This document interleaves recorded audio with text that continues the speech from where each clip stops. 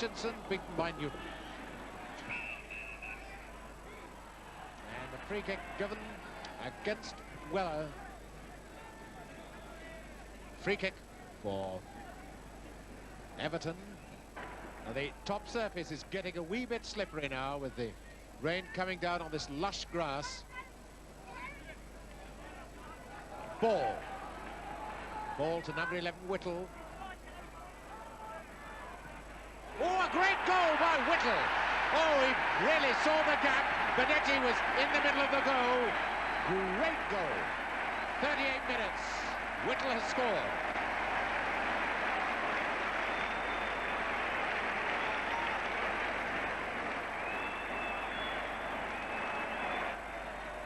What a lesson Alan Ball gave. Look, the pass to Harvey, who runs on, must have run 20 yards, 25 yards to get the return pass, puts it to Whittle. Now as Whittle moves to his right, Bonetti sees the danger. He covers his left. He expects a floating centre to Royal. Whittle sees the gap, hammers it hard and true. Bonetti sees it too late, just manages to get his fingers to it, but it's a goal. Alan Whittle has put Everton in the lead 1-0 after 38 minutes. Whittle panicking Weller a bit then. Oh, great running by Weller. Saw the gap and went for it. You can blame nobody for that but the surface. Ball. Number 7, Husband. Webb. Royal. Chelsea in dire trouble. Kendall 2-0. Chelsea hopelessly pulled apart. And Peter Bonetti must be wondering where on earth was his cover.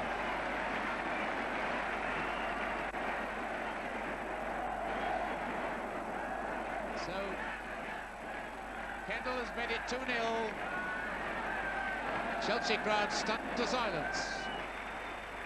Terrible defensive tragedy. Webb was the first to make a mistake. Taking too long to get the ball clear, he's half robbed, and then Hollins pushing the ball back unaccountably into an open space, so there are no Chelsea defenders covering up. This is Royal number 9, and nobody's covering. Kendall in the middle, everyone's exposed, and Kendall an open goal to head at, a simple goal for Everton's second.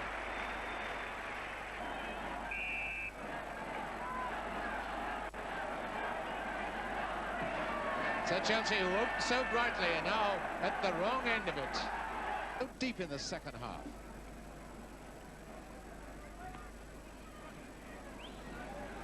Number 11, Houseman. Throw to Chelsea.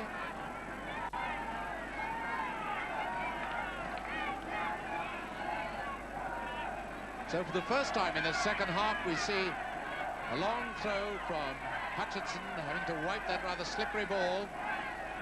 Webb's going up this time. And that's the one that kids everybody. And ball will get there first. Now who recovers? Hinton. Weller. Hutchinson, the goal! Hutchinson has scored.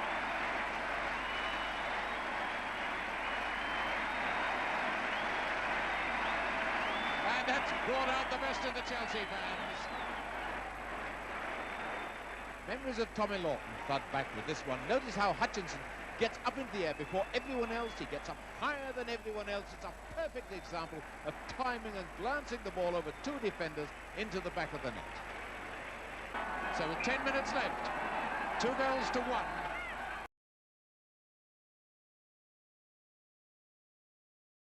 On the ground of FA Cup winners Chelsea, the O'Hare-Hector combination still dangerous. Hector. And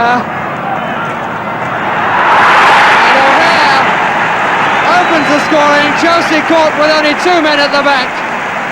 And the bounce a little bit unlucky for them. Osgood going in. Hutchinson.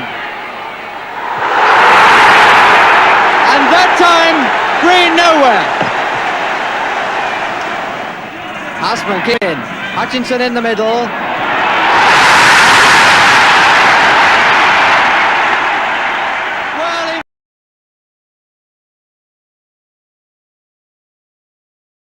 West Ham against Chelsea, a derby game of high promise, and for West Ham skipper Bobby Moore, it's the end of another week with pressures bearing down on him from off the field. On the field, he's led his West Ham side superbly. This is the same West Ham side that has played in both matches so far.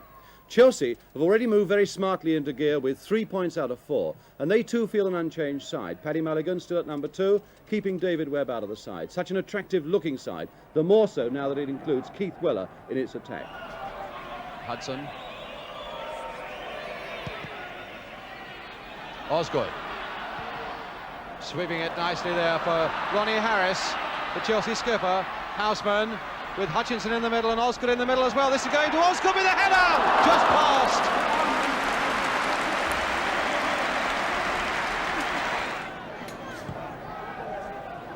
Hurst looking to get under it. Bobby Howe! Oh, there!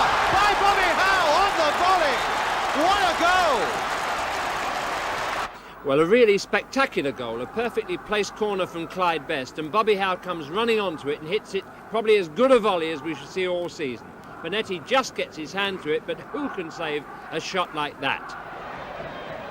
Number 10, Jimmy Greaves, right on that line. Plenty of Chelsea players surrounding him, though. Peter Bennett, who came up and scored, of course, an equaliser for West Ham last week. Best with the corner. Hurst trying to get underneath it. Hurst! And away for a corner.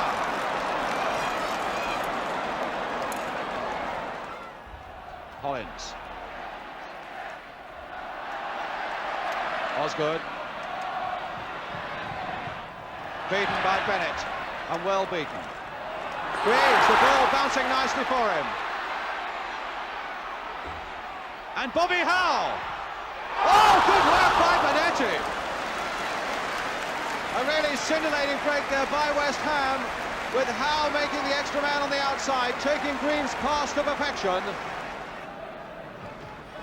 So Chelsea, who looked so bright and so busy in the opening 5 minutes, a goal down and under a fair bit of pressure as Greaves now takes it up again for West Ham.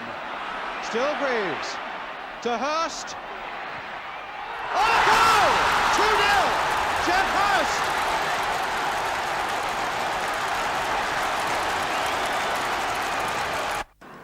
Credit for making the opening here must go to Clyde Best. Look at that first-time ball, which leaves Greaves halfway through the Chelsea defence. He advances now on Ron Harris, number 3, knowing that Jeff Hurst is on his right. It's too much for Harris now to stop 2 men. A Greaves feint. Hurst is an open goal in front of him, and he puts it right into the corner. Bonetti has no chance whatsoever. Really bright, warm sunshine now. Weller.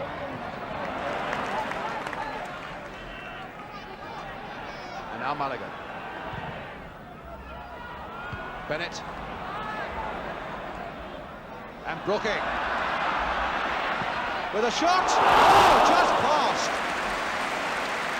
Well, he was a striker for a long time here at West Ham, but he really has blossomed now as a man coming forward from midfield. Trevor Brooking. Lining up looking for this goal kick. Hurst neatly headed inside there for Greaves, and Greaves through now to Best. Oh, and Best planting it straight over. The whistle had gone. The whistle had gone for offside, to the mystification of Clyde Best. Hinton to Osgood, faced by Moore. Osgood going on, flicking it nicely there for Hutchinson. Oh, tremendous goalkeeping by Grotia from Hutchinson. And a really tremendous piece of goalkeeping by this young fella, Peter Grotia. Now Osgood. And Hudson trying to shake off Bobby Moore. But now the ball with Weller. Hudson. Hutchinson and Osgood in the middle. It's Osgood going to try and get underneath this one, and does so, and it's there by Weller. By Weller. With 15 minutes of the second half gone, Keith Weller's first goal for his new club, Chelsea. Well, in fact, it's Keith Weller who starts this move and then finishes it off. Here he is picking up the ball on the right wing, pops it out to Alan Hudson and then goes rushing off through the middle. Howe's with him, and there's a bit of a tussle there, but just watch Peter Osgood's jump, a beautifully timed jump, cushions the ball off delicately there. Keith Weller comes flying in and gets it into the net by the end of his toenail. To Hudson. Certainly Greaves has had a good lively game. He's been running well for West Ham, making himself available, but here's the trouble at the other end now as Osgood gets up well, and it's there by Weller, number 2! Keith Weller's second goal! And Chelsea's second goal! 2-2. An almost identical goal to the last one. There's Hudson, slips the ball to Mulligan, moves across there as if to say, well, leave it to me, I know how it's done. There's the cross in the air, and watch Osgood's heading power again as he comes in here and beats Bonds this time, hangs in the air, lays off that ball, and Weller is stealing on the far post there as the ball goes through Bobby Moore's legs, and it's not too difficult a task to score from that position. And you can see how happy that makes the man, a brace of goals. Houseman took that well, but he's got Bonds with him, and Bonds has given Houseman absolutely nothing this afternoon. Here's Billy Bonds again, setting up another West Ham attack. Jeff first time in, aiming towards Clyde Best, and Bonds just over that Chelsea bar.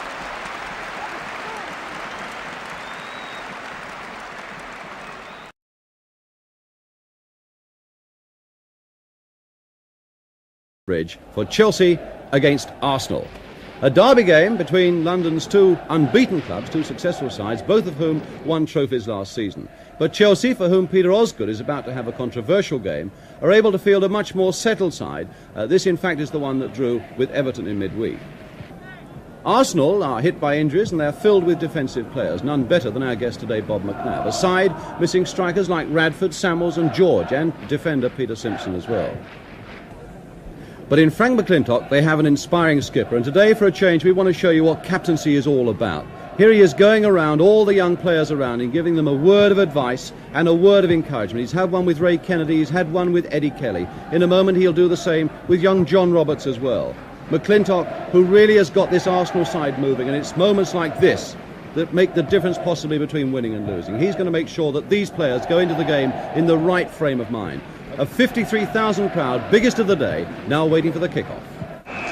So Chelsea, all in blue, get us away, defending that goal to our left against an Arsenal side bristling with defenders. 4 fullbacks, no less, in this lineup. Rice, McNabb, Story in the number 8 shirt, and Sammy Nelson in the number 9, with Radford out of the side. Here's Weller for Chelsea. Both sides unbeaten this season, London's 2 most successful sides in these opening first few weeks. Bob Wilson, the Arsenal goalkeeper here, number 1.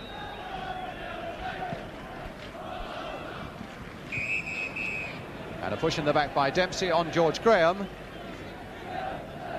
John Dempsey, who came up and scored one of the goals against Everton on Wednesday night. And it's John Roberts with the free kick for Arsenal.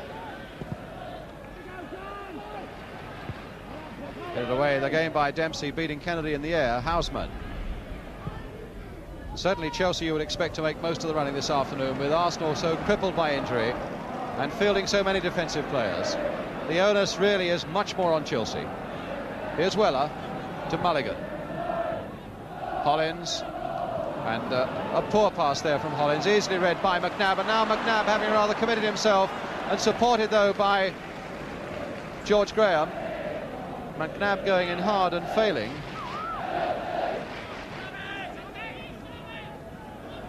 Now Hudson. Doing well in a little, very limited space, and going in hard there was Osgood, with that ball bouncing just ahead of Wilson. Made it difficult for him to gather. Nab for Arsenal. Nelson to Graham. And Hollins putting that obligingly into the path there of Sammy Nelson.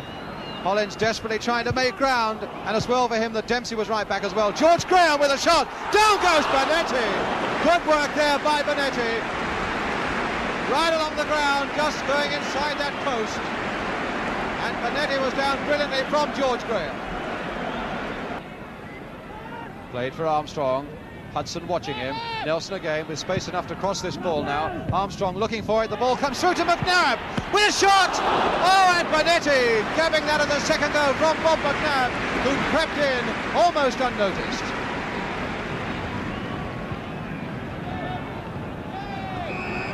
So Arsenal, for all their defence, have had the two real worthwhile shots of the game so far. The second of them from Bob McNabb, the first one, of course, from George Graham. Weller. And now Hudson. Hutchinson making a run towards the near post. Osgood towards the far post. Here's Hutchinson and Roberts there first. Harris. And Weller. Oh, trying to play a 1-2 there. Now Osgood. Still Osgood. Oh, just past. From Osgood. For a fraction of a second, he must have seen his first goal of the season coming up. Good control in a tight situation on the edge of the penalty area, and a fraction too wide as Wilson really flung himself across his goal. Story. To Hinton. And now Harris. Hollins has gone off on another break and Nelson's gone with him. Hollins! Good work by Hollins! Oh, against the post! Can he do it? He can! John Hollins! Oh, what a beautiful goal! That is what you call an individual goal. All credit to Ron Harris for the accuracy of this pass down the wing, but it's number 4, John Hollins, who scores it. He's in the centre circle and there he goes on his run, streaking down towards the opponent's penalty area. And just watch how he catches it on his thigh. Remember, he's running at sprint pace with Nelson herring after him. It's at this point that Wilson decides to come out, maybe too hurriedly, and gives him the chance to lob it over his head. But it hits the crossbar and bounces back. With all the enthusiasm in the world, John Hollins scampers after it, turns. 9 out of 10 players, I reckon, would hit it over the bar from that position, but not him. Right in the centre of the goal, off the meat of the boot. A really wonderful individual goal.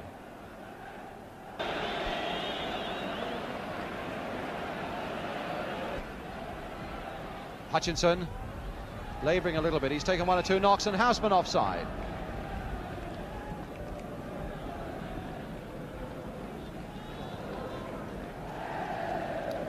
Again, you can see the perspiration there on Hutchinson's face as the whistle goes for half-time. And the end of 45 minutes for Chelsea, really battering against a brick wall. And finally they found a way through with this man, John Hollins, with his goal just 5 minutes before half-time.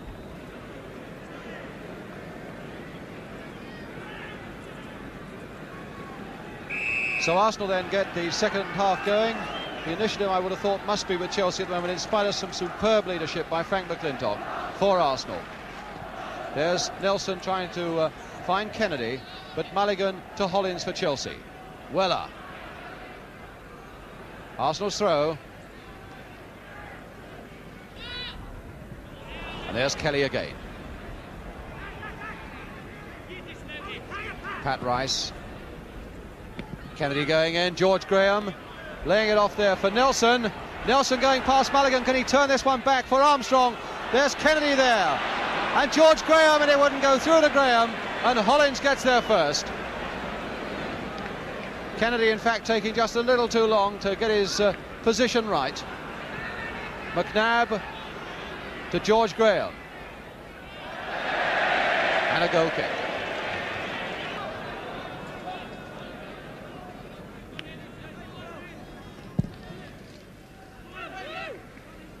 Kennedy swooping to get to that one. Armstrong to Nelson.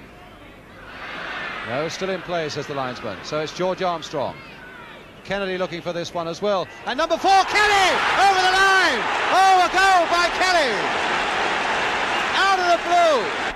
There was a suspicion of that ball being out of play, but just let's look now and see as it's controlled on the line there by Nelson. The whole of the ball, remember, has got to be over the line, and I think quite clearly you can see that it's remained in play. He slips it inside now to Armstrong, and a floated cross into the middle there. And now you can see how Kelly steals in between the two Chelsea defenders. I think Harris was expecting Graham to head it. And notice the power of this header, because although Bonetti's in a good position, he can't get his arms up to react. There's Bonetti, the ball over his head, and he reacts too late. But you can understand Kelly reacting in that manner. So 6 minutes of the second half gone, and Arsenal showing tremendous spirit of drawn level. You can't say too much about McClintock and the way that he has kept his men going. Now Hollins. Houseman with Harris going up outside him. So Kelly takes Houseman and Story's gone for Harris. And the ball falls to Rice. Now Story. Kennedy. But Hudson. Osgood. McClintock taking a buffeting there in the chin, and McClintock and Osgood getting stuck into each other, right under the eyes of the referee. And the book is out. The book is out for the name of Peter Osgood to go into it. And it looks as though McClintock also is going in. Well, there's Osgood's name anyhow.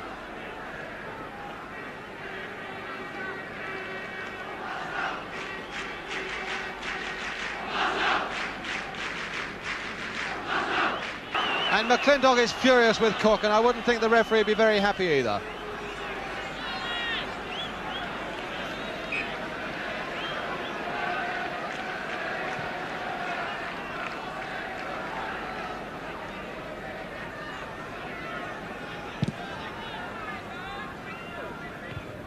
Of course, it's been frustrating for Chelsea. We know that in attack, with so many Arsenal men funneling back whenever there's the slightest hint of danger. But against that, you've again got to repeat that Arsenal, if anything, have made more chances this afternoon than Chelsea have made. Cook really charging in like a bull almost, and McClintock absolutely furious with him.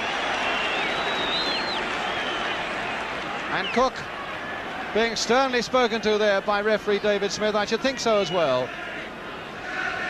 And in goes Cook's name into that book. And really, he can have no complaints. He's charging about there like an enraged bull on one Arsenal player after the other, and you just can't do that sort of thing.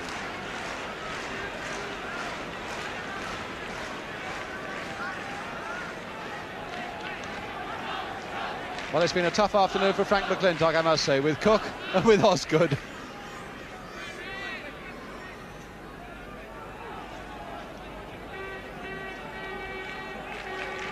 Thought for a moment that was a bandage. But no, just to keep his socks up. And Pat Rice with the kick.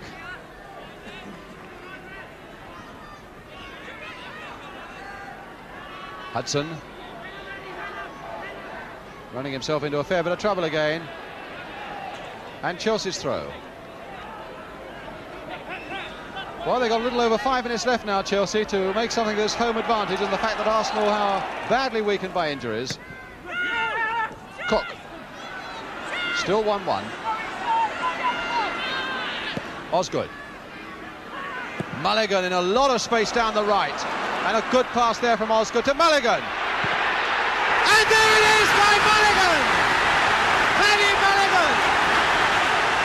Well, that goal came directly from this throw-in without Chelsea losing the ball. There's Charlie Cook picking it up now. He finds Peter Osgood, who shows us what a football brain he has. As he cuts across the field, watch the way he curves this ball right into the space on the far side, almost tempting McNabb to go for it, but giving Mulligan a wonderful chance to streak past him, which he does beautifully. There's the left foot shot. Once again, Wilson's left stranded with no one to help him. And as a result of it, what a lovely smile.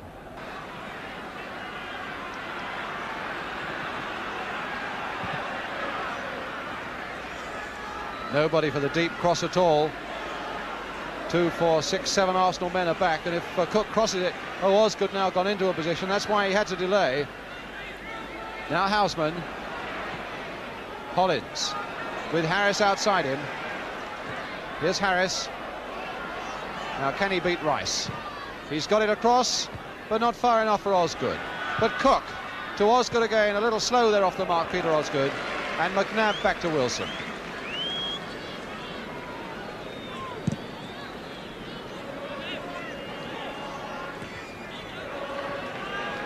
Harris. Oh, and a bad tackle there by Story on Hollins. A free kick to Chelsea. That was a bad tackle by Peter Story. It's been a tough afternoon though for people. There's no question about that. When they've been coming forward, they've been stopped at all costs. And here's Cook again for Chelsea. Oh, beautiful skills there at the far post, and Roberts putting it away. Beautiful skills there by the byline from Charlie Cook, who made space for himself where none seemed to exist.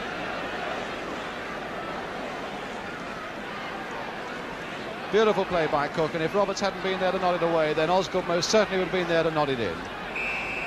Number 9 Osgood, 12 Charlie Cook. Here's the corner coming up now from Peter Houseman.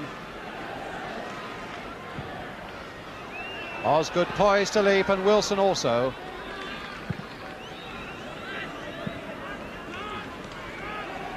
George Graham to Peter Story.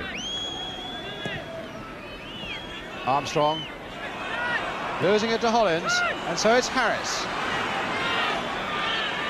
Houseman's gone through the middle, perfectly onside. Now what can he do? Arsenal are miles behind him. He's turned it in, and too hard for Weller.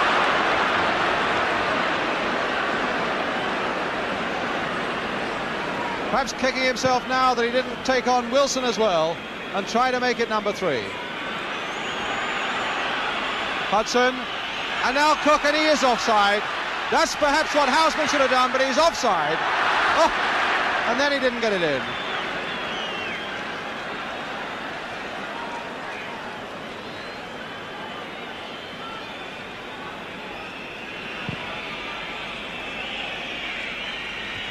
Last desperate throw by Arsenal. It's got to be now, and in fact that looks to me as though that's the whistle. Sounds like it, and it is the final whistle here at Stamford Bridge.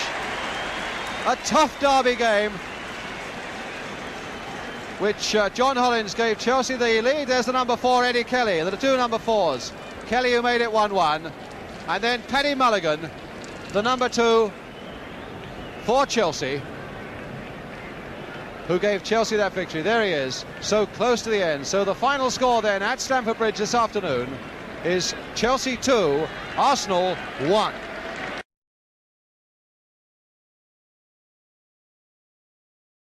Bridge saw the first in a season of refereeing rows when Chelsea took the lead against Ipswich with this Alan Hudson effort. As the slow motion replay clearly shows, the ball did not go in the net, and the referee is a plonker.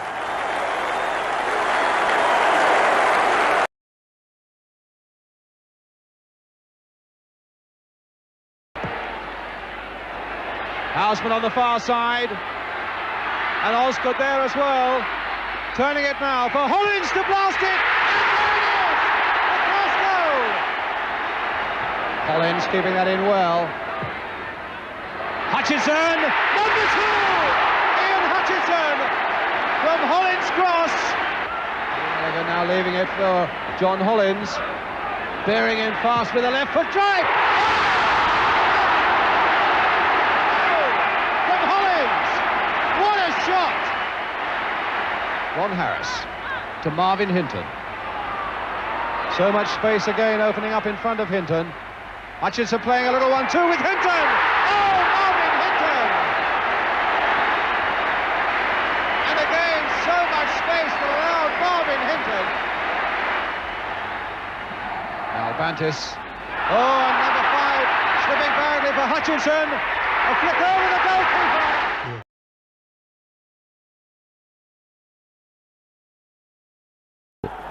Francis Lee, Ron Harrison with a very quick tackle.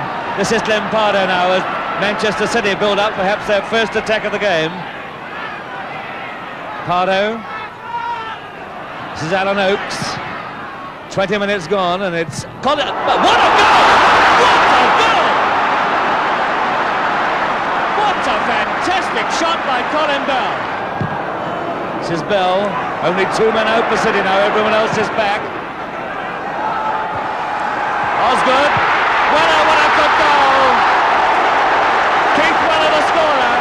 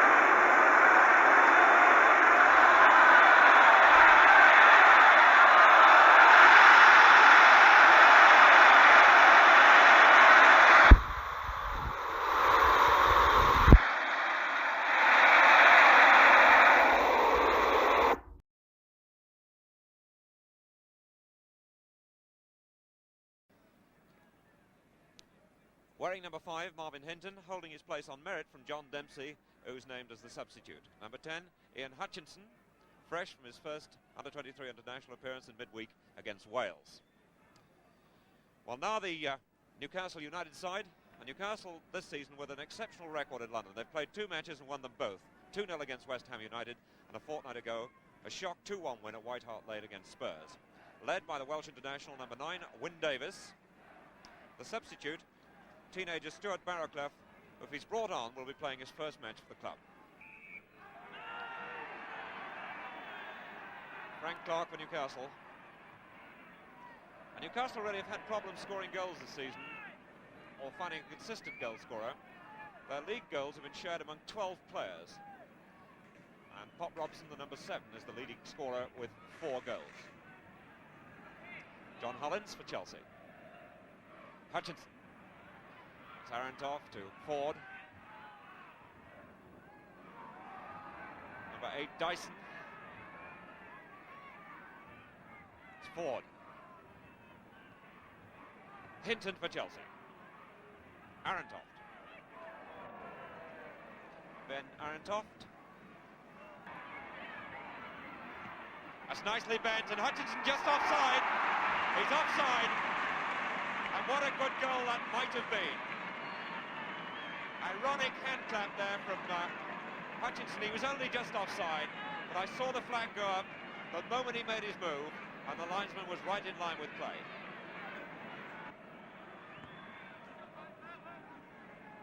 Davies, he does get up so well. Robson through the back of the defence. Good tackle by Harris. It's Cook now for Chelsea. Weller. Moncur for Newcastle. Ford to Davies. It's Frank Clark. Arantoft. It's Webb in the way. So determined. Clark for Newcastle. Osgood now to Weller. Osgood got knocked down. Weller battling his way on. And play being brought back. The referee didn't play the advantage and the crowd do not like it. That was Arantoff. Now Hollins for Chelsea. Boyle is wide. He's not offside.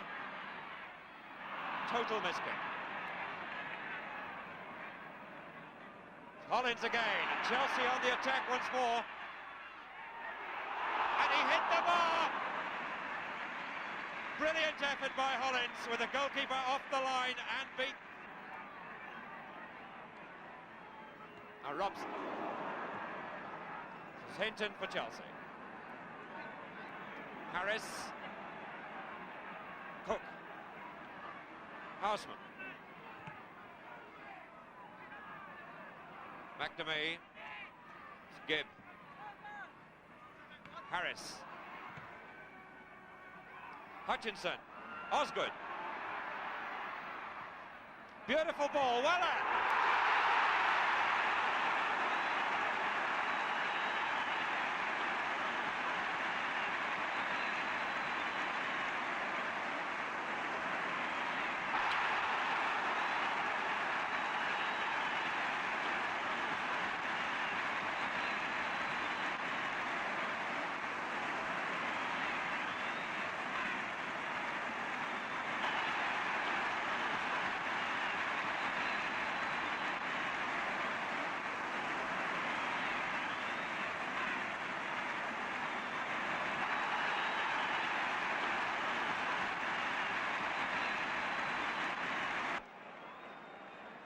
And that's why he cost £100,000 to score goals like that.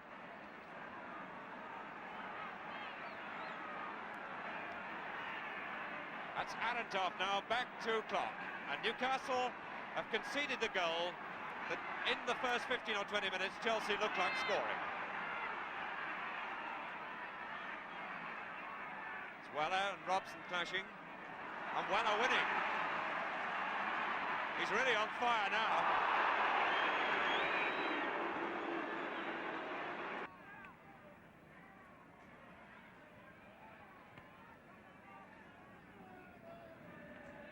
Good flick by Davis to Dyson.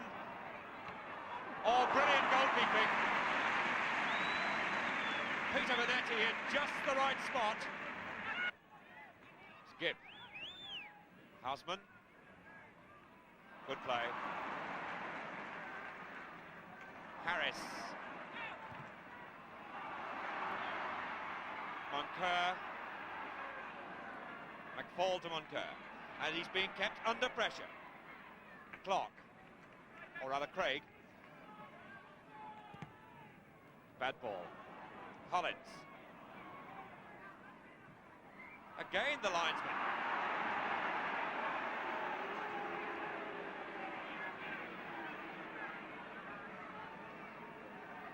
Seeing an awful lot of that yellow flag.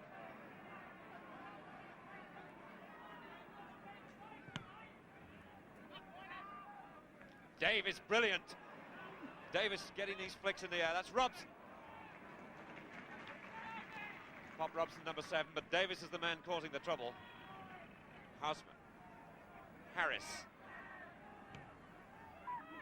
Hutchinson. Moncur. Houseman. Osgood. Hollins breaking down the middle. This is Cook.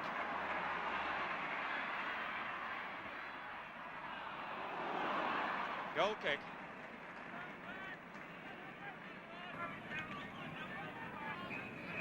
And that's it. A half-time whistle. And Chelsea leading Newcastle United by 1-0, and that's really just about the difference between these two teams. The goal scored by Keith Weller after 36 minutes. Chelsea's most fervent supporters in the shed, ready to welcome their team as they attack that end of the ground in the second half. Mr. Corbett signalling to the linesman and all ready to go. That's Cook now, back to number 2, John Boyle. Miss-hit hit, now Clark. Hollins.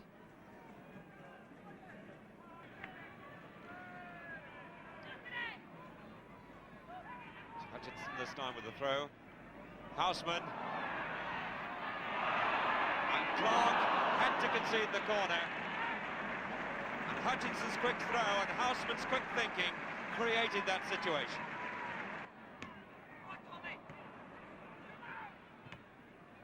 Weller. Weller again. And offside.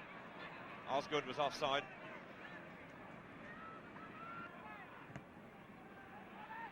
It's Hollins.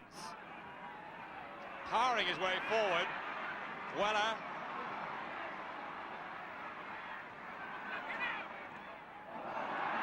Goal kick. And listen to the protest and the linesman who advised the referee. Again, it was the linesman's flag that pointed. Rather looked to me as if the linesman was right on that occasion. Robson.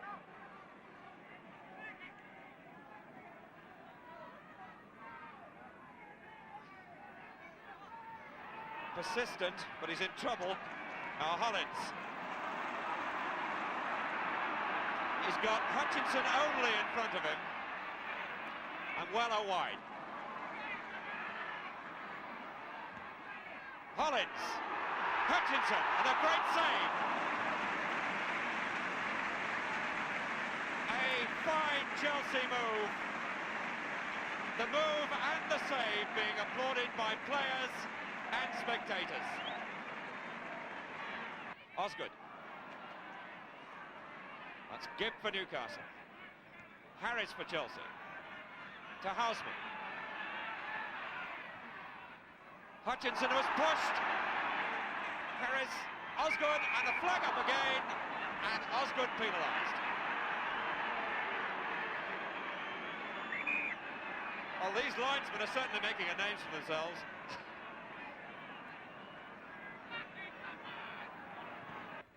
Weller. Clark. Arentoff back to Clark. Osgood in the way. And he was determined to get that. And again. And Clark was after him all the time then. He had 3 goes. And clock is being booked.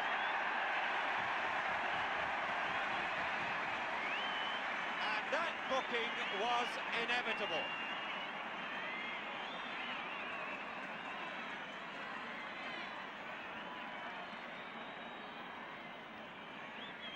Osgood showed enormous determination then.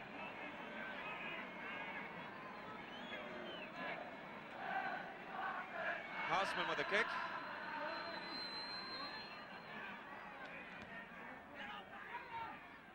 Moncur. A Cook to Houseman.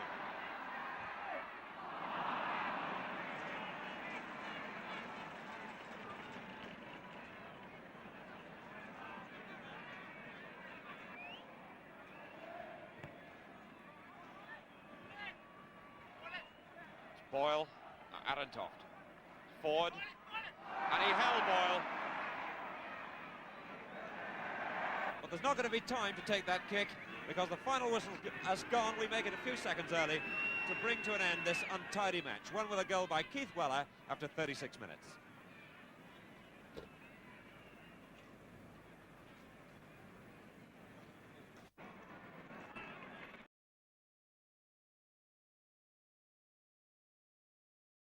Contrast between these two clubs. Chelsea starting 4th from the top of the First Division and West Ham 4 from the bottom. Yet the overriding feeling is that rarely is there a bad match when these two clubs meet. Close to Christmas, a bad day for crowds, 42,000, and referee Dennis Pugh of Chester to get us going. And Deere with his head, this time nicely for Lindsay, and what a good ball from Lindsay, played first time for Aris. Now can Aris take on Harris? He can and beat him.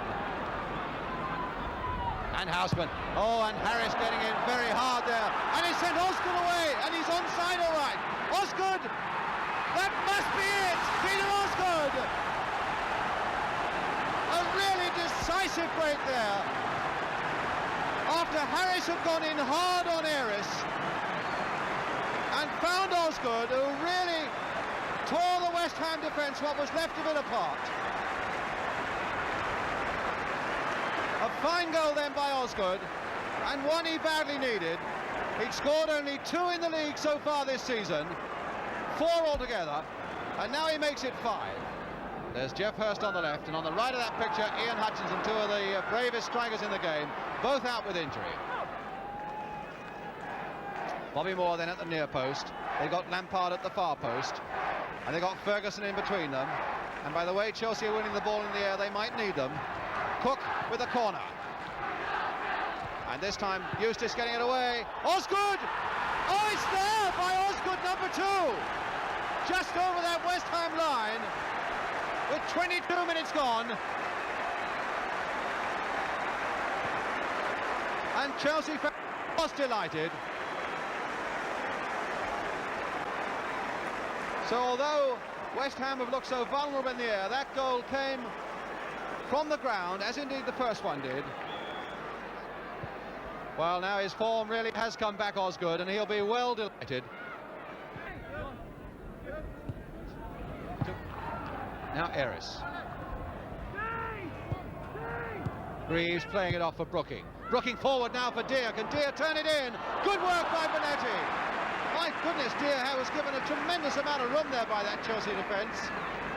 Taylor's gone up for West Ham. That's virtually the angle that Bonetti would see. Aris with the corner. Eustace looking for it with his head. Lampard to blast it through, and a goal by Frank Lampard, leaving Bonetti completely unsighted. But one that puts West Ham back in it. Well, that really was a turn-up because West Ham really hadn't looked very much coming forward compared with Chelsea with all their aggression. But Lampard really belting that one through a crowded penalty area, giving Bonetti no chance. And Hinton to Cook. Hinton again. Turned high towards Baldwin, but Moore winning it, and Weller! Oh, against the post! Well, West Ham really in luck there. Harris getting there a fraction before Aris. Weller for Chelsea. And Osgood against the bar, and what a magnificent move there. And a fine header by Osgood. Lovely little cross though by Weller too. Brooking a slack pass there straight for Weller. Brooking trying to make amends, and Weller's hard to shake off. And still Weller going on, beautiful piece of play, and it's Hollins right in there with a header that's just passed. Again, one of those so deceptive bursts by John Hollins. Best getting up well in the air, Webb to get it away. Hollins there and taking a little too much time. And Brooking, can he get a shot in? A deflection there. And a goal! Yes, no, disallowed. Disallowed. What for, says Brian Deere. And that's something we shall have to look at later in the programme. But it was disallowed. A West Ham fan is on the field. But the referee has disallowed it. Jimmy Greaves looks sick about it. Osgood dummying Taylor. And taking it onto his right foot and dummying him again. That's twice he's done it. And trying once more, but Taylor staying cool, getting in the way of Bobby Moore. Well, I suppose it will come out of the ruck eventually. And it does to Osgood. Is this the hat-trick? It's in the goal. No, it's disallowed. The whistle had gone for a free kick, ironically enough, to Chelsea.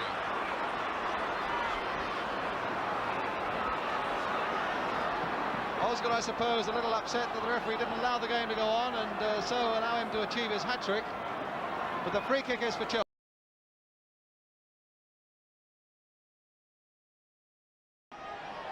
Baldwin on the goal line, Houseman with his corner, Cook to head it on, Webb to look for it with his feet under that crossbar, and it's being pushed in there by Osgood, and Chelsea are ahead with only 3.5 minutes gone.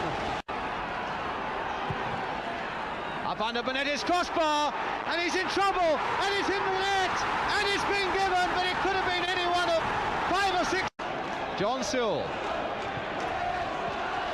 Birchinall getting there well. Harris slipping, and Scott there in the thick of it as well. Birchinall with a shot and a goal by Alan Birchinall against his old club. 2-1 to the Palace. And now it's Weller for Chelsea. Charlie Cook. Scott in chase and Payne in chase, and he looks for Baldwin. This must be it, and it is 2-2.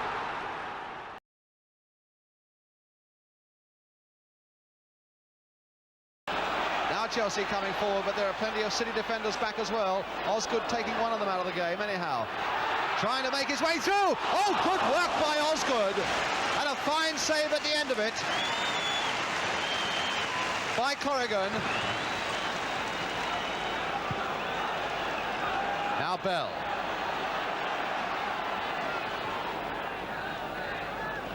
Bell sent sprawling there by Harris and claiming that to the referee that it was after the ball had gone. But referee Ken Burns saying go on, and so that's what Webb is doing. Finding Houseman. Stamford Bridge finding its voice again after that burst from Osgood. Hutchinson to Houseman. Osgood there in the centre looking for it with his head. And Chelsea in the last 90 seconds or so looking as good as they've looked in the whole of the afternoon. Now with this very damp crowd getting hard behind them.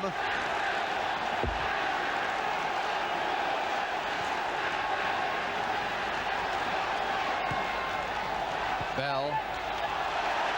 Just a little disjointed at the moment, Manchester City. Here's Harris. Osgood. Turned inside for Hollins, coming up fast. And Hollins will not be shaken off that ball. Hollins with his shot. Straight into the arms of Corrigan.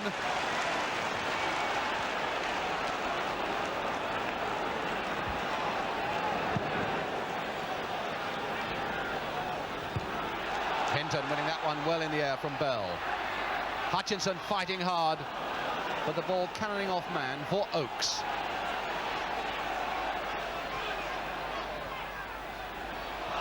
Well, a misunderstanding there between Neil Young and Jeffries, and so it's Cook to Houseman. shadowed by Doyle. He's going to take some shaking off.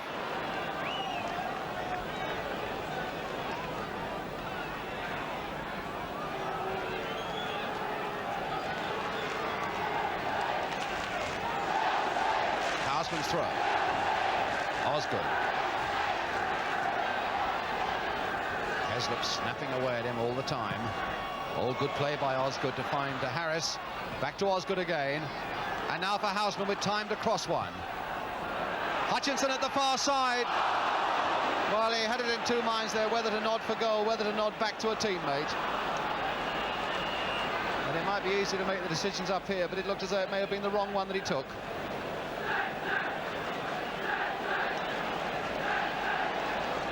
Throw a free kick rather to Manchester City. Arthur Mann to take it, and Manchester City under pressure in the last 5 minutes as they've not been for the whole of the afternoon. Mann then with the kick. The rain coming down hard still. Oh, and here's Bell with a chance. Colin Bell, and he scored. Colin Bell. A chance out of nothing after City have been under such tremendous pressure.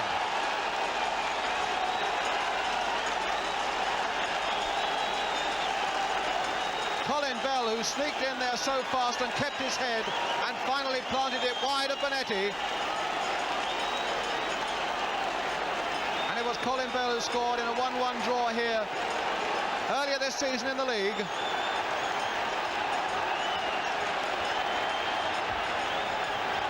Well, Chelsea's cup history, of course, has been dotted with tremendous recoveries.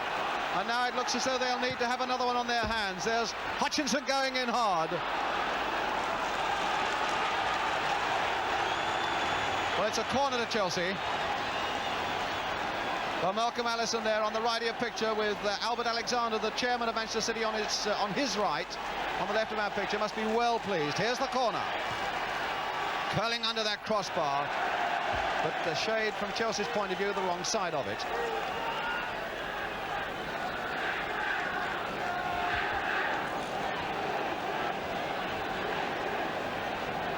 Bell, this masterful all-rounder.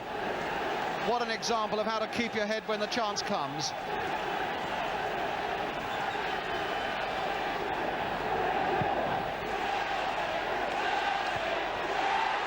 And Bell off again. But this time stopped by Webb. But there's Young, the elegant player, lurking on the far side. Hinton to Bell! Oh, Bell has done it again! As Hinton left it, Bell was in there. Marvin Hinton let that ball go across the goal. And in a space of a minute, Manchester City, there's Marvin Hinton shaking his head, a sad and sorry figure. And as he waited, Bell pounced. And Manchester City, in the space of a minute, have put themselves almost, I would think, beyond the reach of Chelsea. Hutchinson.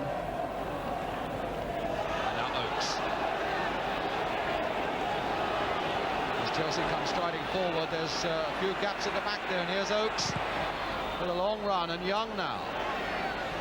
Oh, and Webb going in with no nonsense whatsoever on Neil Young, and the referee calling him to him. Look of determination all over David Webb's face, and perhaps a little too determined in that challenge. And certainly Ken Burns was very quickly on the spot, giving a sharp word where it was required, and the free kick to Manchester City. Neil Young with it. Webb to get it away. Oakes now to drive it. Oh, and a good save by Bonetti.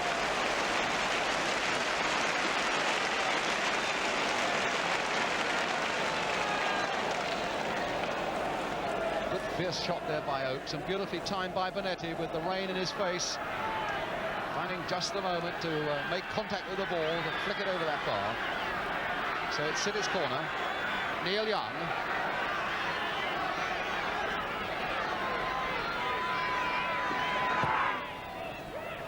Crossbar again, Bonetti getting his fist to it, Collins failing to get his head to it, and Weller finally getting a boot to it.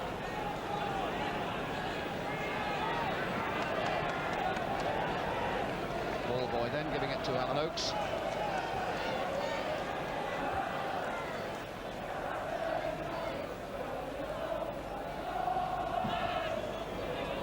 Webb hacking away there at Bowyer.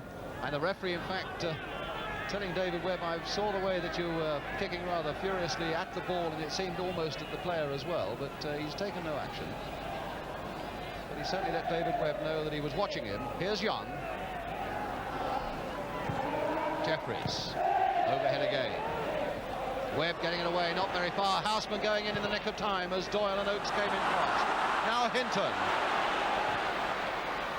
Wide for Weller. Oh, and Weller's gone past man now. He's got Hutchinson up with him and Osgood as well. That's aimed towards Hutchinson and Osgood, but in fact finding only Tony Book.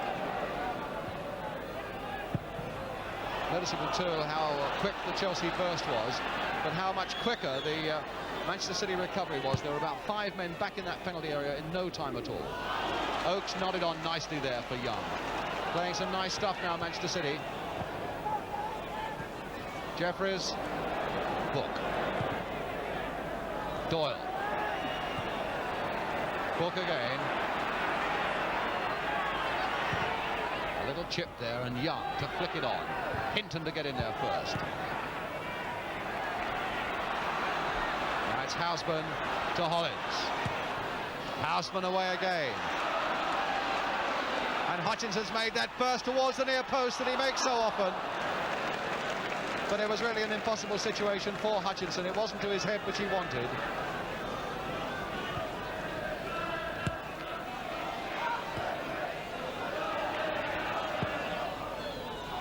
Hinton nodding that one away for Hollins. Hutchinson laying it off for Cook. Now Cook, will he take on Heslop? Leaving it for Houseman. Osgood lurking again. Linesman flagging on the far side for offside against Osgood. But the referee say play on. Houseman again, another little chip. And Corrigan looking so massive in that goal. I'm sure he does to the Chelsea forwards as well. Ron Harris to Marvin Hinton.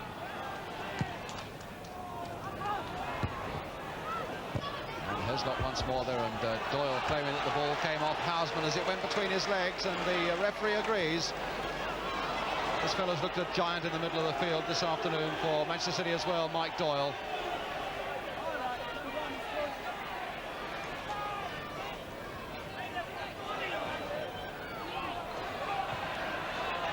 Bowyer finding Young. And now Oakes. Doyle. And now Neil Young. And man to Oakes. Doyle. This must be about 9-10 passes at least that City have made without Chelsea touching it, and it's Jeffries trying to get himself into shooting position, finding Doyle. This must be up to 13 passes now as Bell. Still Bell, and getting a shot in, and my goodness, there's Jeffries cannoning about there. Jeffries again, and Bowyer, and it's given. And it's Bowyer who's made it 3-0. With a quarter of an hour to go. And that really was frenzy at its fiercest in that goal area.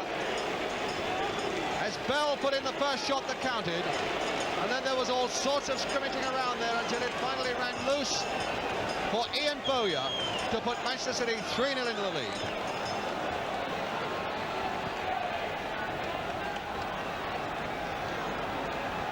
Now Hollins. Hutchinson looking for Osgood, flicking on now for Houseman to turn it across again. Oh, and Hutchinson couldn't have been more than 6 inches away from pulling one back straight away for Chelsea.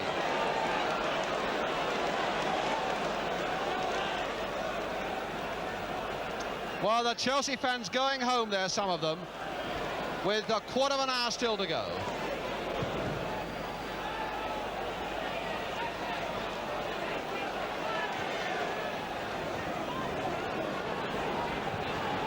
Well, nobody happier here this afternoon than the fellas in the front row there, Malcolm Allison, Joe Mercer and Albert Alexander, the Manchester City chairman.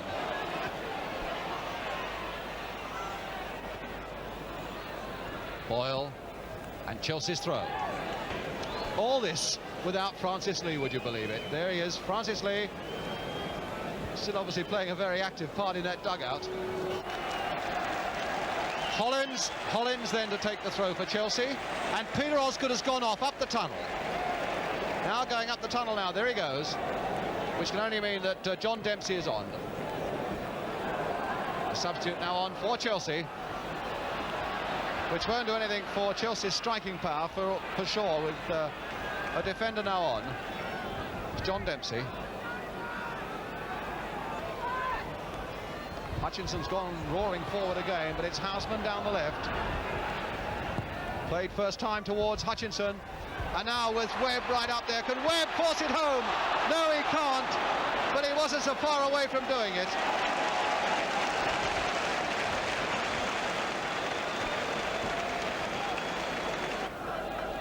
Hollins. Back shaken off the ball, Hollins. Quite a tough battle there with Alan Oakes, but it seemed to me shoulder to shoulder, but the referee obviously thought otherwise, and he's given the free kick to Chelsea. Hutchinson wanting it quite clearly high in the air, and maybe Boyle will give it to him. Dempsey right up there as well, and in fact just pushed past that post once more by Ian Hutchinson.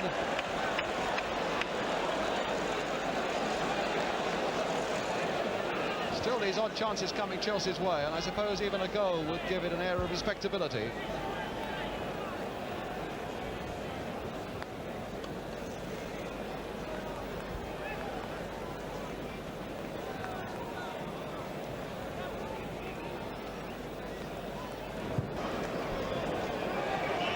And there goes the final whistle. Chelsea, the holders, are out of the cup.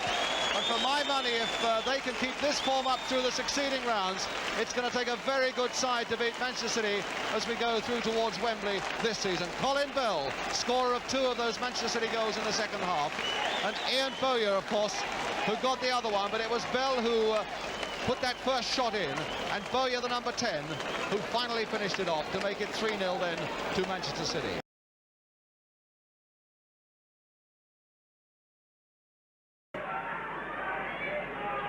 Weller running right into trouble and taken out by... And he's onside. Conroy's onside. Surely a goal. Yes! Terry Conroy. Terry Conroy, the scorer, the step man, rising to him. Chelsea caught absolutely square there. Smith in trouble. Derry Smith. It's there. Hutchinson got it. There's John Hollins. Harris to his right again. Hollins ready to take it back. Harris has gone for the return. Harris holds it well. And it's a goal. It's gone straight in the net from Harris. Banks looked as though he got a touch to it, but it's gone straight in the net. They're giving the praise to Smothers, so maybe he got a touch. Greenoff back for Burton.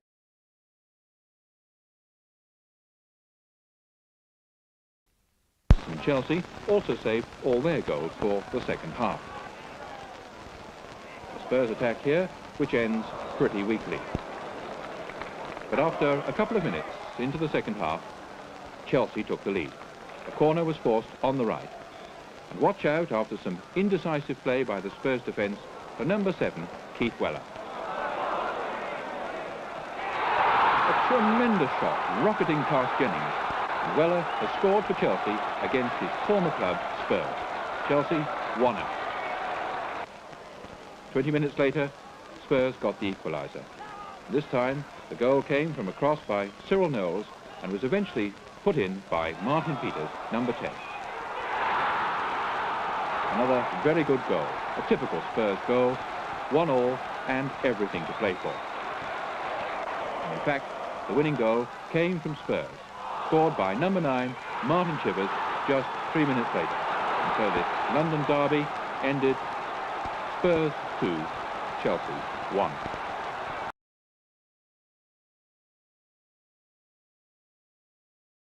At least they've managed to come through unscathed. Their team for this derby game is unchanged. Frank McClintock and George Armstrong both passed fitness tests during the morning. But the real hero to emerge at Highbury in the last week is, of course, Peter Storey, whose goals kept Arsenal alive in the Cup. Backed up in every sense by the bold front running of Ray Kennedy. What a brilliant first full season he's having. As for Chelsea, their team is also unchanged. It's the one that's disposed of Bruges and Leeds United in the past 10 days. And yet it's curious to see the name of Peter Bonetti missing. Illness has kept him out. Hudson really was knocked to the ground there by Storey. Hollins with the throw, and the linesman's flag's gone up. Osgood! He's flicked it! Has it gone over? But no, the whistle had gone in any case on that goal line, and the linesman had his flag up a long time before the whistle went as well. So there were two offences there, but Chelsea desperately close to going ahead. Again to the Arsenal with Armstrong, floating it once more. Kennedy looking for it, but Webb in fact getting ahead to it first. And Webb, having cleared it to Baldwin, was streaking up the field himself. Kennedy turning it on. Webb now trying to get back as Radford turns it in, and just wide there by George Graham.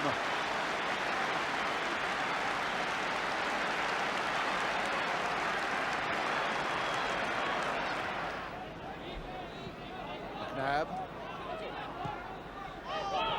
to Kennedy, and out of Armstrong. Kennedy to George Graham. Little one towards the near post. Storey going in! Oh, against the post! What a beautiful cross though by Graham, and Storey of all people popping up in that 6-yard area. There he is, to nod it against the far post, and now destroying work at the back for the Arsenal. But still Chelsea with Houseman. And Wilson getting that one at the near post.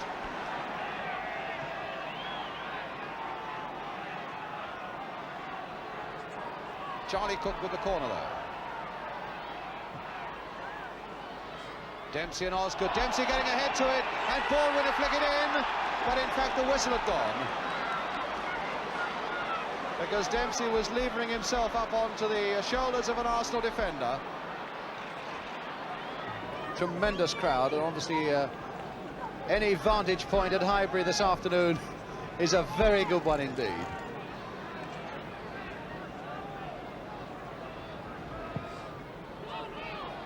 Hudson and McClintock. Charlie George again bursting in on the scene there, and McCready going with him, but he still found Radford, and now George Graham. Armstrong coming in on it. Beautifully played there by Armstrong. Oh, and a dummy there, lets Kennedy in! Oh, a fine goal by Kennedy!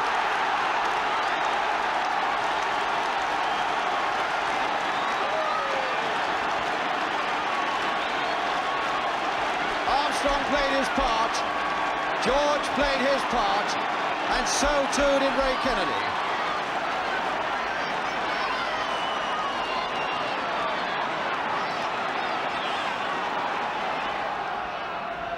And Rice with the free kick towards the far post there. Radford with his head just over.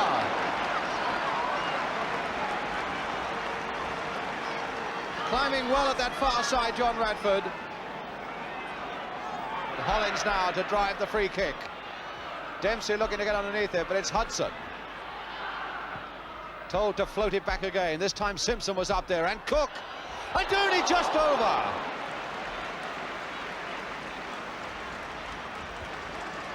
Arsenal's throw. George Graham, faced by Hollins. George Graham again in very quickly. My goodness, there wasn't much to spare with that one. And Chelsea claiming that Graham helped it along with his arm. Hudson again. McCready's gone down the left for him. Chelsea coming forward now in a fair bit of strength, but being pushed back once more. And now George to fasten on this one to show his speed. Radford, George, and now Kennedy claims for offside, but not given, and a second goal by Ray Kennedy.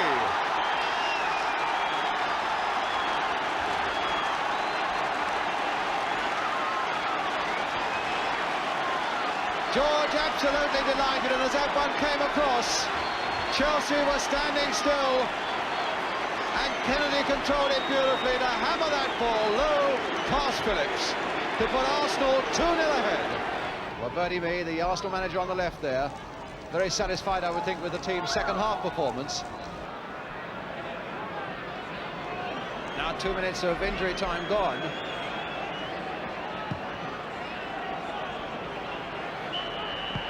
And there goes the final whistle, and Arsenal have won only one of the last 11 games at Highbury between these two clubs, have now laid that bogey with a victory with 2 goals here by the number 10 Ray Kennedy that keeps them still very much in the running for the championship. 2 goals to Kennedy and a victory for the Arsenal. The final score then at Highbury is Arsenal 2, Chelsea.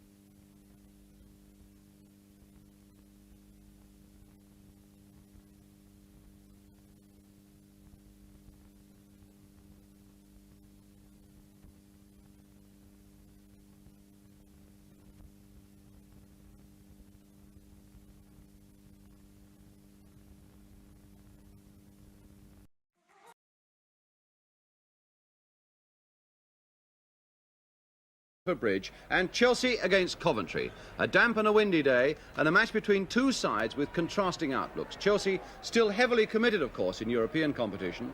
Coventry with nothing left except the opportunity now to play good and relaxed football. And because of injuries, it's an odd-looking Chelsea side, although Peter Bonetti is back in goal. However, their problems are up front because of injury, and now there's a first chance for 21-year-old Peter Feely, former amateur with Enfield.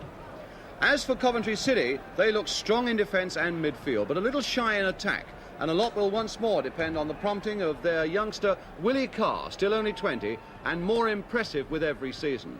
The Chelsea crowd, beautifully decked out, now waits for referee Keith Styles of Barnsley.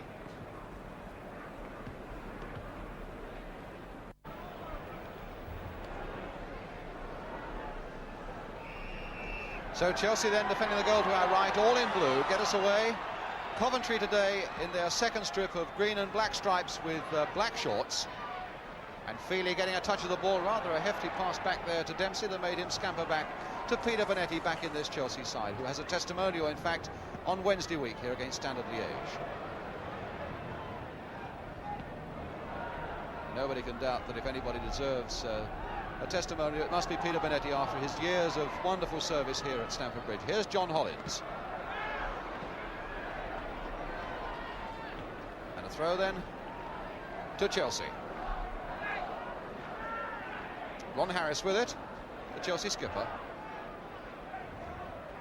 Chelsea, who have a good record against Coventry since Coventry were promoted. Good play there by Feely. That'll do him a lot of good. A nice little ball there to Smethurst. And now to Hollins.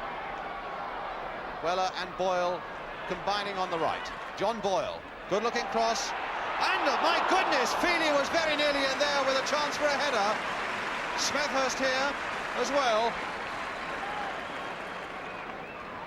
But Feely, in fact, got in very close there with a header. Now it's Hunt. And he must have handled that ball as the ball seemed to hang there a little while.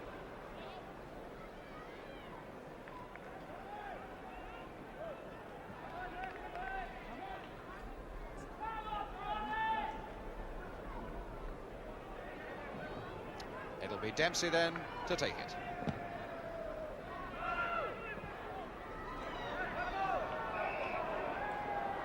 Chelsea's throw given. Well, no, it looks as though it's a free kick given. And Harris taking it fairly quickly, and a short one to Houseman. Parker getting it away, but only as far as Hudson. Playing it wide to Webb, who'd stayed up, but Catlin was jumping well. Weller getting in! Oh, and another fine save by Glazier. But what an excellent shot by Weller. Cross towards the far side by Smith. Bonetti there, losing it, and it goes in off Rafferty, but it's disallowed. The challenge on Bonetti was unfair.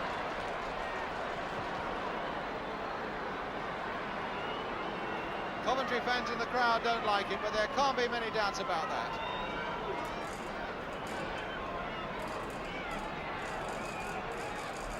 On the programme also that's coming up. But certainly, in all conscience, it's been a very undistinguished first half, and let's hope that they can do something for us in the second half. Free kick then to Coventry. I suppose one should always remember that people have paid to see it in any case. There's Rafferty waiting for it, Clements also waiting for it, and there's the free kick. Willie Carr getting ahead to it against John Hollins, which was good going. Feely and Blockley, and once more Parker there, very assured indeed, that young centre-back. And back to Glazier.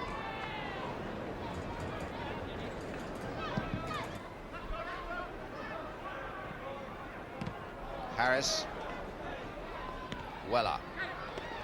Oh, he did well there, Weller, and he was taken from the back again by Catlin. And Boyle is absolutely furious there with Catlin. The referee having a word with him as well. John Boyle really had to be restrained. Although, in all honesty, John Boyle has done one or two of those himself on David Clements. So he may not be the best man to protest. But he certainly was giving Catlin a few of his thoughts. There's John Boyle. And a free kick. Feely rising very well there, but it goes straight to Willie Carr. Harris to David Webb. Hudson. Weller.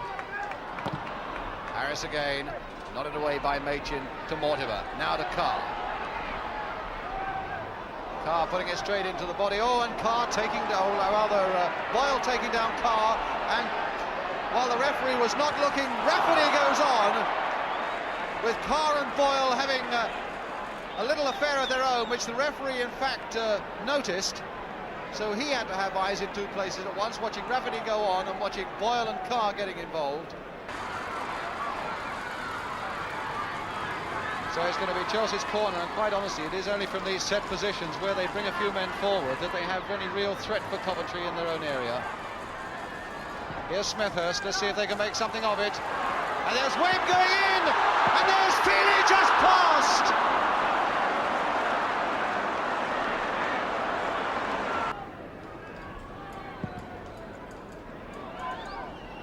Boyle. Parker beating Feely, but here's Houseman for Chelsea, played for Hudson, and now to McCready. Chelsea having a few men forward now. Houseman to Boyle. Boyle with a chance to cross it. And Smethurst! Oh, a lovely goal by Derek Smethurst, beautifully angled in. At last the game has got a goal, and a very fine one too. From that cross, Smethurst reading it beautifully and giving Glazier no chance at all.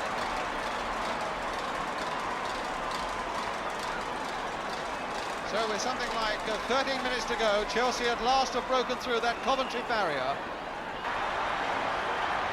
Phil Glazier might be under a little bit of pressure now.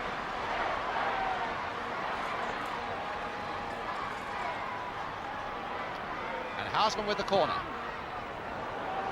And Webb going in, and it's there, number 2. Well, that was credited by the way they are going to it, to young Peter Feely.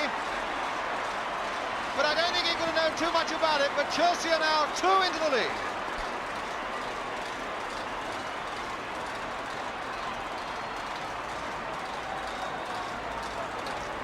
So Chelsea have scored 2 in 2 minutes, and Blockley still arguing with the referee. There's Bill Glazier, 2 Coventry players still coming into that Chelsea half, arguing with that referee, now going back, as you can see. But referee there, Keith Styles, had no doubt that that was a good goal, and it puts Chelsea 2 into the lead. Now Hunt. Going past McCready, he's got Rafferty in the middle for him, but he's got to get past Dempsey. He'll have another go. That's a better looking one as Bonetti catches that one beautifully.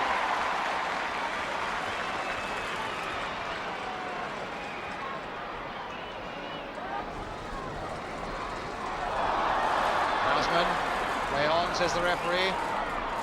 Houseman going on, and going on, down he goes, and a free kick.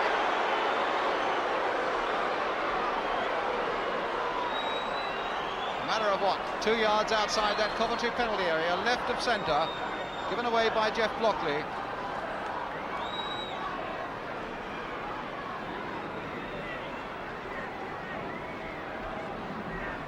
The Coventry wall there, anything but 10 yards back.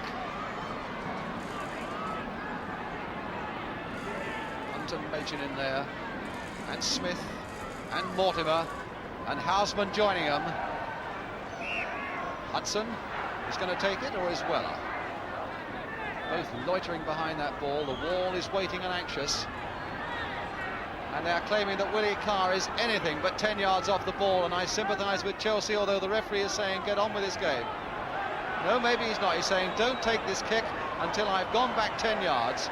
Now there's the 10 yards. Let's just see how far back that Coventry wall will go. Will he get them back all the way, or won't he? They are reluctant to go, and they've got to go, and if they don't go, he ought to start taking some names. That is showing dissent, and they've got to go back. They have got to go back, but they're not, and I suppose the referee felt that was a compromise. Weller now, and there's Smethurst straight into the arms of Glazier. And the referee, in fact, saying there was an infringement on the far side in any case.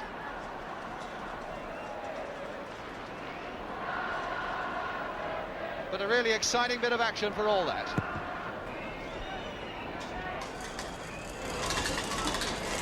Machin. But Hudson. To Harris. Blockley again, winning it in the air. Weller trying to pick it up again. Bundled off the ball by Mortimer, and it's Catlin.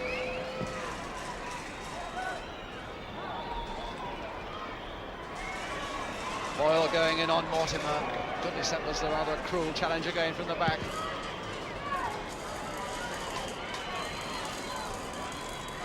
Boyle again. McCready. Boyle. Straight to Machin. Hunt to Mortimer. Someone's got to go for him. Mortimer going on, and Dempsey finally just prodding that back to Bonetti, but the whistle had gone for a foul against Chelsea on the edge of that area. We've had over half a minute of injury time at the end of the game, so Coventry haven't too much time. And certainly with the time that it will take to get this free kick going, There's no extra time, of course, is allowed for free kicks. There's even if they got a goal from this one, they wouldn't have time to get a second one. Catlin in the Chelsea wall. Clements and Carr. Playing it, in fact, for Ernie Hunt to drive one! Oh, a fine goal by Ernie Hunt! That was well beyond the dive of Peter Bonetti. Coventry, who really do find something special with their free kicks, found something special with that one.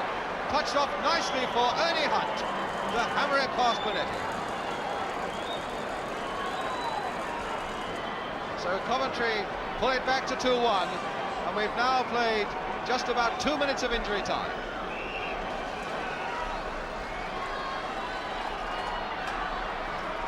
Boyle, a long one forward, and the whistle has gone, the end of the game.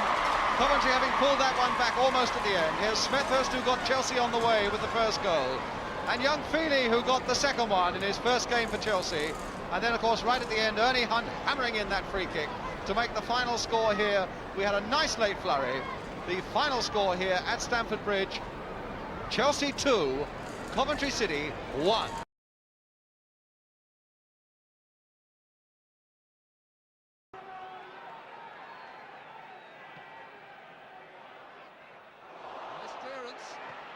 Hudson, and a good save by Healy, and he's not got to it, but it's gone past from Webb.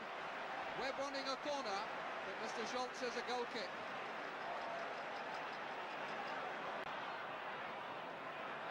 With a good tackle and getting it through to Summerby. Bowyer has gone through the middle. Young is moving over there too. Johnson is on Summerby's left and Lee on his right.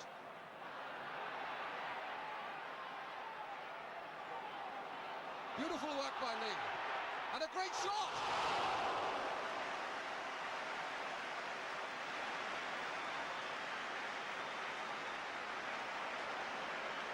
Francis Lee showing some of the form that he showed at Wembley last week. Johnson slow to go into challenge, so Cook is able to set up another Chelsea attack. Boyle. Cook has gone outside him on his left. And here's Smethurst coming in, and there's the first one for Chelsea. Really all too easy, nobody challenged. No, it's not been given, it's been disallowed, presumably for offside. Stifled a few cheers in the Chelsea throats. There's the crossfield ball from Cook. And there's the header, and there's Smethurst, clearly offside. Puts the ball wide of Healy.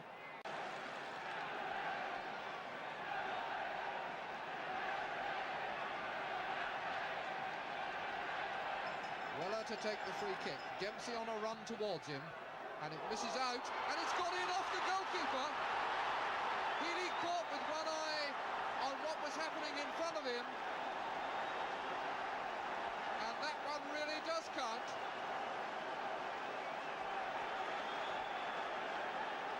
There's the man that did it, Keith Weller, his 15th goal of the season for Chelsea, and here he is, taking the free kick that put Chelsea in front. Apparently no danger, and the goalkeeper catching it, losing it.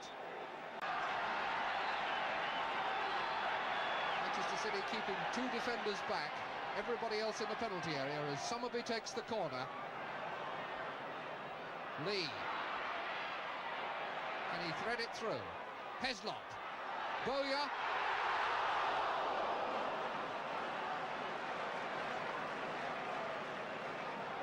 Well, it looked a little more promising than some of the attacks that Manchester City have offered, but in truth it wasn't very incisive.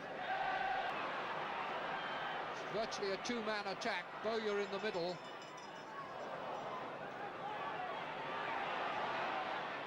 Young playing it on for Connor, and he puts it over.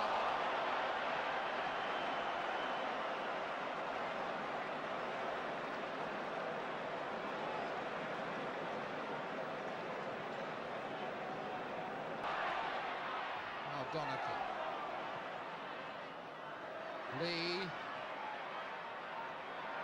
looking for a chance to shoot, trying to set it up on his right foot, but the gap never really opened. Cross from Towers for Bowyer, and he's got to head to it, but he's put it wide.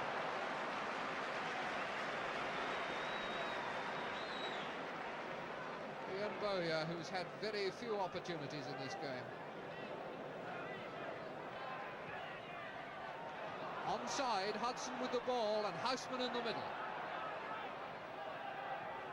For Houseman's head and finding it, but Houseman too much under it. Still in play though, put back by Smethurst and not clearly away by Heslop. Weller! Fine save by Healy, the save of the night. That really made up for his earlier lapse. It was on the way. He'll feel a lot better after that. Young.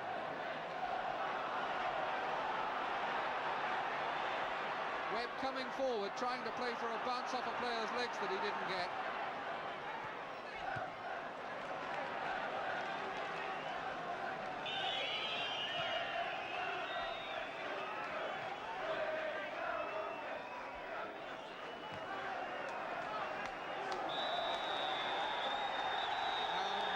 I think that is the final whistle as Boyle goes down, having been fouled just in front of the box, which is a sad ending to a very happy night for Chelsea, and nobody, I'm sure, will grudge them their victory. They have commanded in every place where it has mattered. Their defence has been good enough when needed. In midfield, they have won every vital ball, and up front, they did enough. They scored a one goal from a free kick by Keith Weller that was helped over the line by Healy, a young man who came into the game only in the hour before the kickoff. So a sad night for Manchester City, failure for them in their endeavours to win their 5th major trophy in 5 seasons.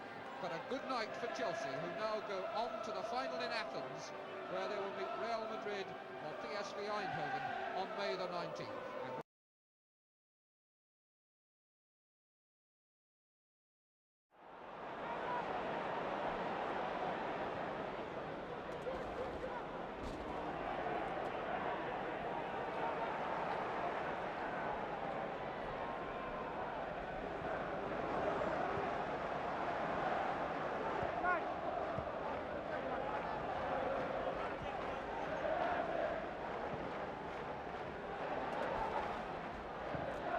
Tremendous excitement now with Chelsea on the attack. This is Osgood. Left foot shot. What a goal! Peter Osgood opens the scoring. 1-0 for Chelsea after 55 minutes of play, and no wonder those Chelsea players are happy.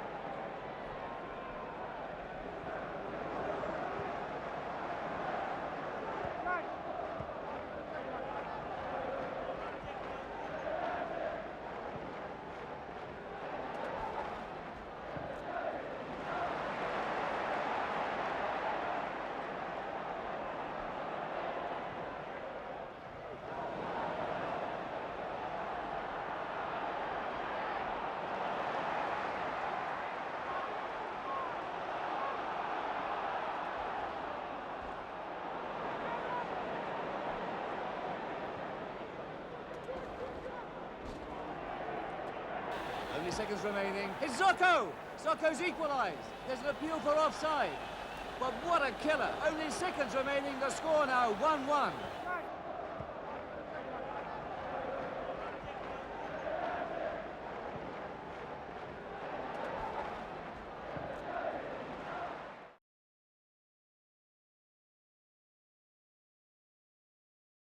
In the replay of the European Cup Winners' Cup final. The news of their team is that Cook has come in at number 4, or moved back to number 4. Baldwin is number 8, Hudson number 10. Otherwise, the same side we saw just be pipped on the post on Wednesday. Osgood. And Jose Luis getting it away. Quickly, the Chelsea team. Benetti number 1, Boyle number 2, Harris, the captain, number 3, taking the throw-in.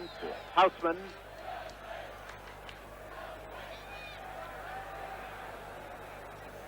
Cook is number 4, Dempsey 5, Webb 6. And Houseman being penalised. Weller is number 7, Baldwin 8, Osgood 9, Hudson 10, Houseman 11. And as soon as possible, I give you the Real side. But the big news is that Pirri, who we all thought had broken his arm, is playing. Now, Amancio. Osgood back to Baldwin. Osgood.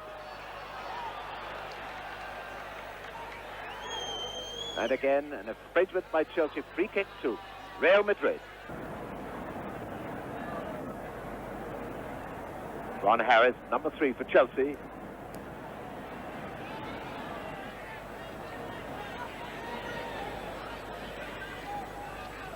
Slater. Houseman back to Harris. Now Houseman, number 11.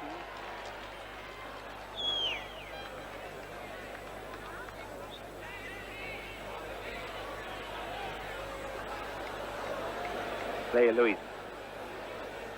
Benito. Grosso. In rather so big by Cook to Weller.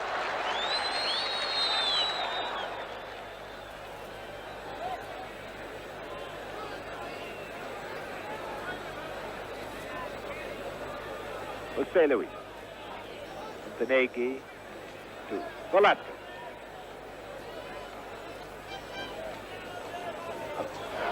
Under Slater, beat by Harris.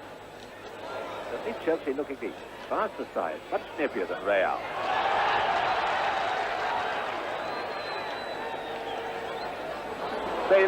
Jose Luis appears to have lost his boot. And he's gone down holding his left knee, and the left boot that came off, number 10, Velasquez.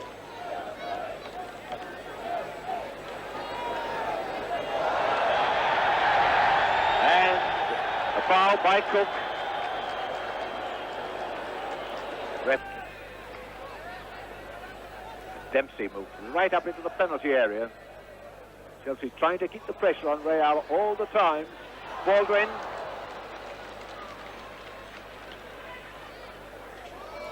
Dempsey. To Hudson. Osgood to Dempsey. And there's Osgood. In comes Weller. Certainly Real having to pack their defence side. Cook almost with a rugby up and under. And get another corner for Chelsea. And the Chelsea fans really on their feet now.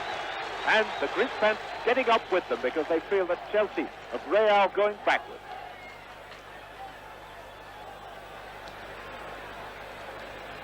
Fleitas for Real.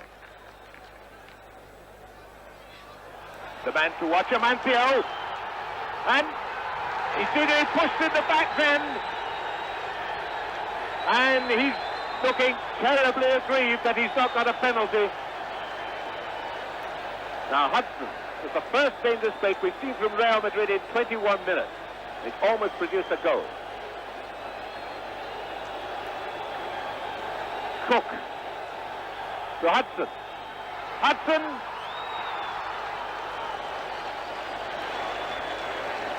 And Hudson's gone down, rolling in agony. Tendencies these days for the game not to be stopped. Slater. And Weller is going to be penalised for putting a foot up. Dangerous play. And that's Alan Hudson who got the knock. And the referee's attention is being called to him.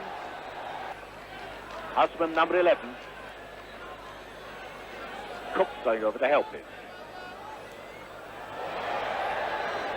And the referee waving play on, although Osgood is looking as if Baldwin was pushed in. Two of them going up with him, and now here's Webb on the break from Weller. And the corner kick. Well taken by the goalkeeper, Borja. There's Tommy Baldwin there to put him under pressure.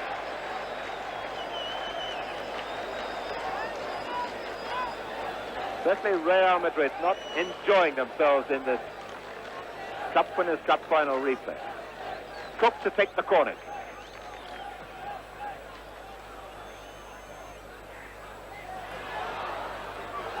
And Dempsey has scored!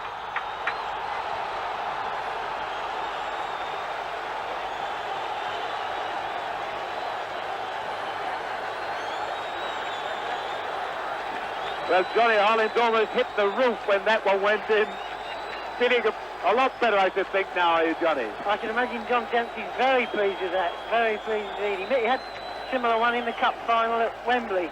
And I believe Sprake made a great save, so he'd be certainly pleased with that one. 10 men. Pirri is up front. Hardly seen him in the match at all yet. Soko and almost reaching Pirri.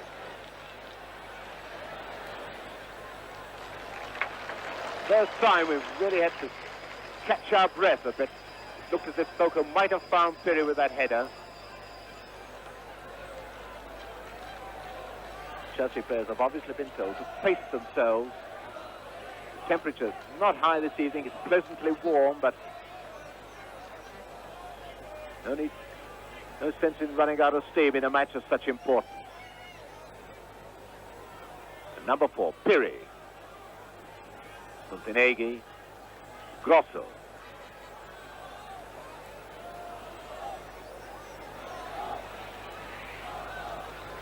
Velasquez will do well to keep that in, and he has done. But not to much avail. Harris using this back pass very, very sensibly.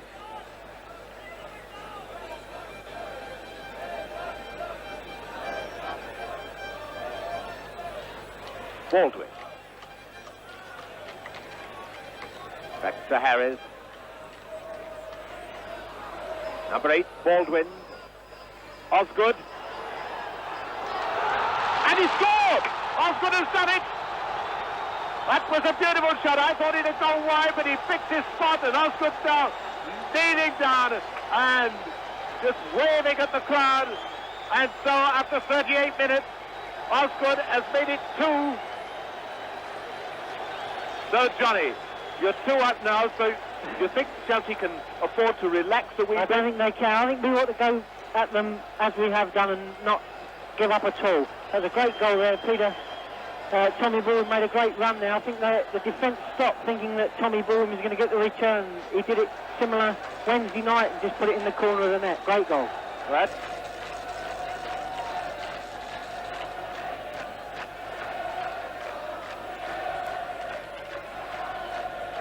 Cook. And Cook stripped from behind, and that was rather silly of Cook to do that. That's caused a wee bit of trouble now.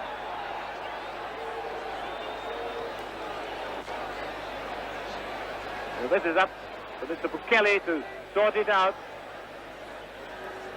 The usual spark sets off everything in these matches between British and continental teams. Cook stripped from behind. Turned round, retaliated, and private wars breaking out all over the place with 1 or 2 peacemakers trying to calm them down, and the Chelsea fans still looking happy with that 2-goal lead. Almost half-time. Houseman with the corner for Chelsea.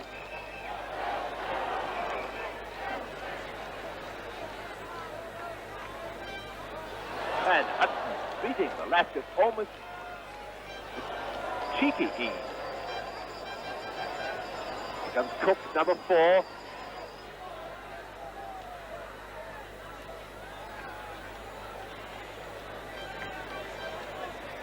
Velasquez for Real, and the whistle goes for half-time. A very fine first half by Chelsea, who went off on Wednesday not having played well. They were then 0-0 with Real Madrid, but it's a different story now. 2 up, and Johnny, this must be one of Chelsea's best performances of the season. And off Real goes for the second half of the European Cup Winners' Cup final. Chelsea leading by 2-0. Bueno. Again, it's good, strong tackling by the Chelsea defense, giving nothing away at all. Later.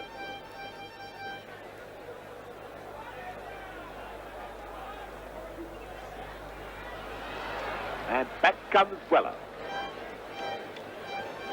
It's so pleasing about Chelsea tonight. If Real do threaten any sort of pressure, the front runners come back and do their stinty defense.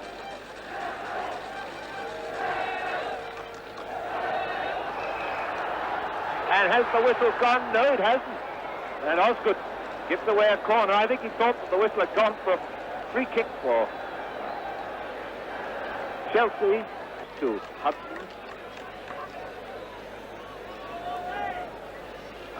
The left.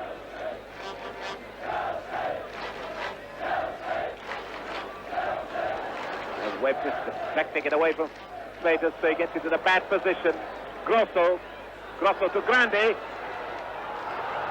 That was a similar situation to the one Peter Osgood had after 38 minutes. The difference being that Osgood put it in the back of the net, Grande put it wide. Nevertheless, so far, Vanetti is in no serious trouble at all. Grande, a big fellow, now keeping close to Osgood. Jose Luis. Oh, look at the speed of the man. And again it's Webb there, Grosso. And the Chelsea defenders looking at the linesman, appealing for an offside decision which never came. But at last, Real are beginning to waken up a bit. Now, Velasquez. That's too high for Piri. The man they're looking for with his crosses. Piri and Soko, the number 6. Now, Jose Luis. Not getting any force behind him. Vanetti. Boyle. Cook. Baldwin. Osgood. And flicked away from him by Benito.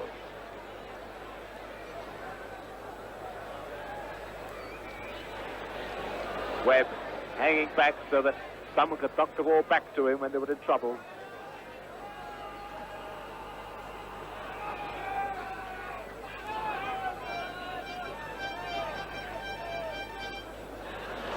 Osgood.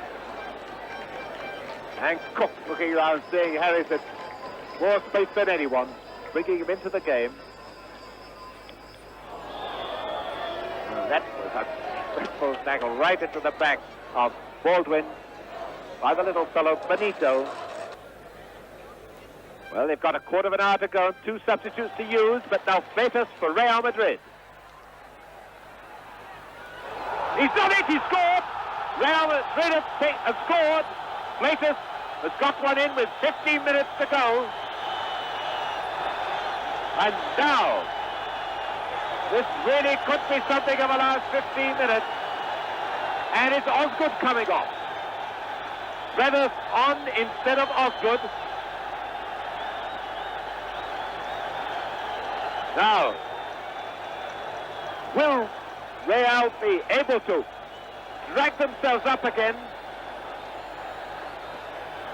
And another substitute for Real Madrid.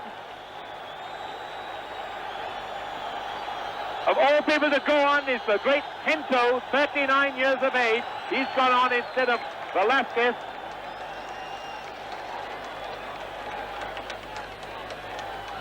And so we're facing now a dramatic last 15 minutes. Real Madrid, who snatched victory away from Chelsea in the last minute of Wednesday night, have now scored 15 minutes from the end, so it's 2-1. And Redhurst for Chelsea. Chelsea once again facing tremendous test of their courage. They get a corner.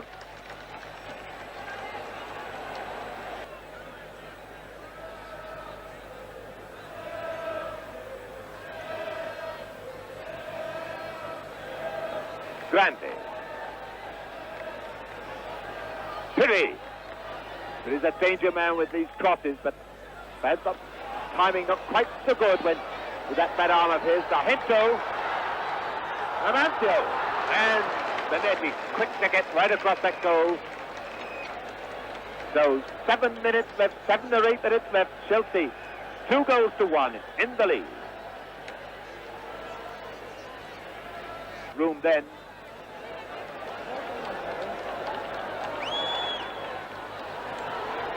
Grosso and Boyle there for Chelsea.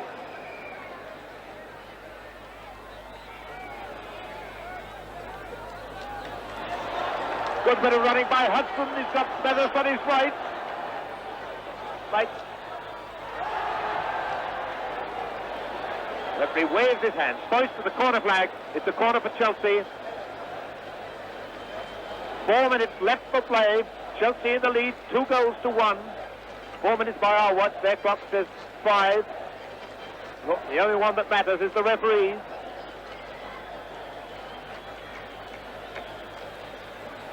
Husband taking his time with the corner. Dempsey has gone up for this corner, but Webb has been left back.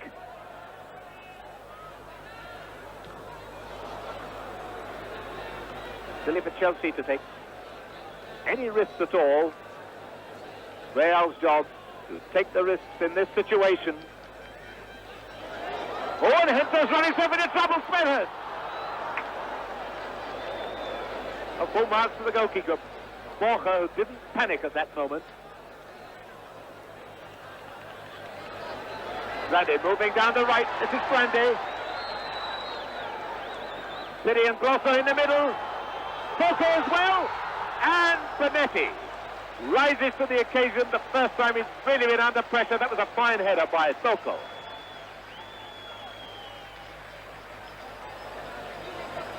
Now Smithers. Through one for Baldwin. Good goalkeeping by Borja to come 6 yards out of his goal to give Baldwin nothing to shoot at. Slater. Amancio. Bonetti. Amancio. And it's Webb who stripped away a corner. Almost a replica of Wednesday night when Webb popped up from nowhere to save Chelsea. And the Real trainers' bench calling everybody up into attack for this grandstand finish. Hento to take the corner. And we were so near extra time then. Free kick, the foul on Bonetti. That gives Chelsea precious moments. But my goodness, Real will never be nearer to scoring without having the ball in the net. 2 minutes left for play. Remarkable escape for Chelsea, but they still lead 2-1. Now, have they got the skill to play this keep ball and push the ball around?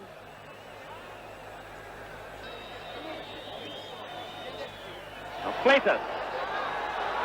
And he slipped at that crucial moment trying to hit it through to Amancio.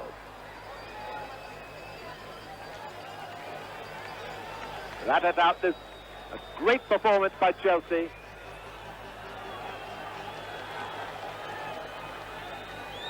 Hudson. And it's still in play.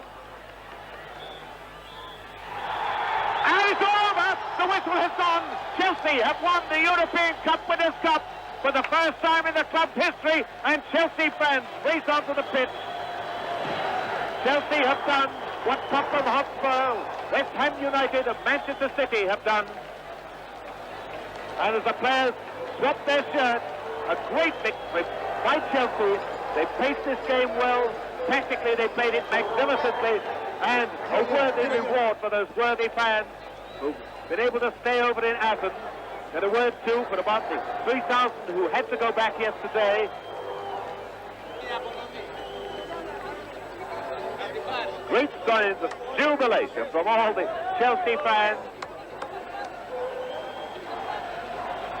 We await now the signal for Ron Harris to walk up and get the cup. Sándor Bács, the president of the Hungarian Football Association in those great days, now hands the European Cup Winners' Cup, which Manchester City held. It's now moved from Manchester to Chelsea.